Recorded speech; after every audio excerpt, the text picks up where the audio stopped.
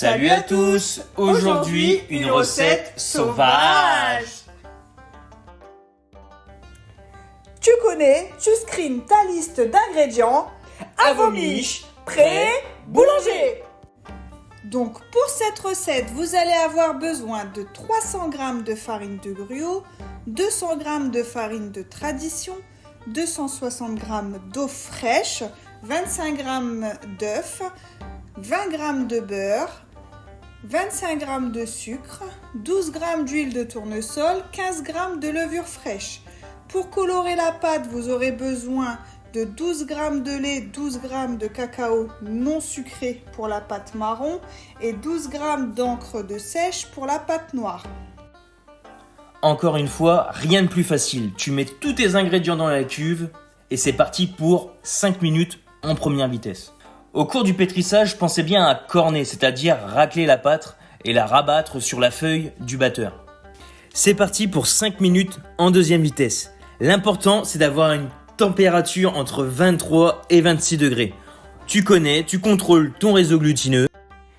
À ce stade, on pèse la totalité de sa pâte. Donc pour ici, j'ai eu 870 g de pâte qu'on va diviser en 3 parties.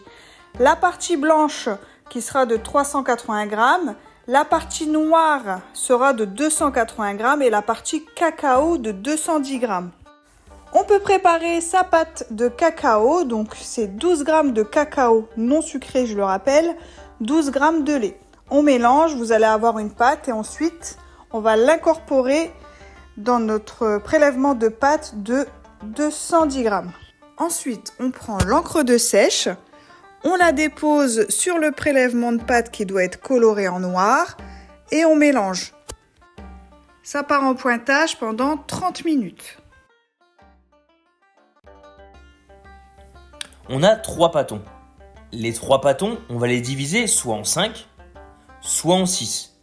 Plus vous allez les diviser, plus vous aurez des petits motifs léopard. Moins vous allez les diviser, plus vous allez avoir des gros motifs léopard.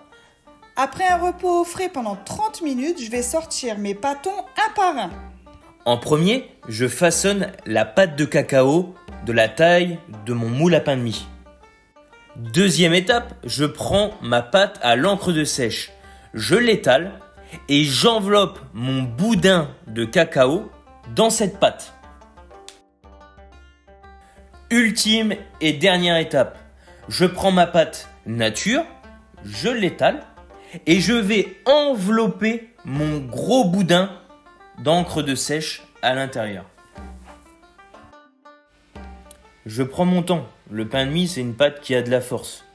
Je vais l'allonger de la longueur de mon moule à pain de mie, bien sûr sans la déchirer, sans que ça colle et en mettant peut-être un petit peu de farine si on a besoin. On va graisser les moules et on va disposer nos boudins à l'intérieur.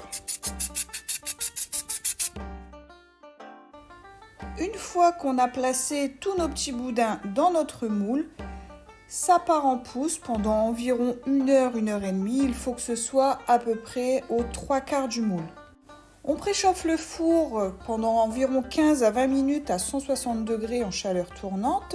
Et ensuite, on va enfourner pour une durée de 40 minutes. Pour les personnes qui n'ont pas de moule spécial pain de mie, vous pouvez préparer une dorure à base de jaune d'œuf avec un petit peu de lait pour dorer votre pain de mie. Moi ici, j'ai choisi de ne pas le dorer.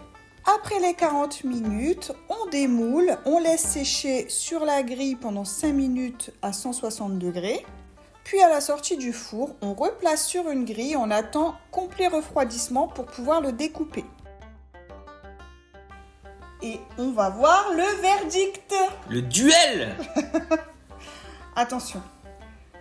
Ouh là là, j'ai peur. Oh là là, c'est magnifique. Franchement, respect, ça va. Franchement, c'est magnifique. Ouais. Là, je suis pas bien. Attention. Oh là là là là. Regardez ce professionnalisme. Non, oh là là. C'est beau. Mais regarde. Celui-ci, tu vois, il fait artisanal, il fait sauvage, ça va avec le léopard. Oh là là, regarde le moelleux. T'as raison, il fait peur. Regarde-moi celui-là là, qui arrive là. Regarde le professionnalisme, l'expérience du métier, regarde. À vos votes maintenant, vous préférez Lui du pro. numéro 1 ou le pain numéro 2 sans le moule à pain de mie? Si tu as appris un truc, Ou pas? tu t'abonnes.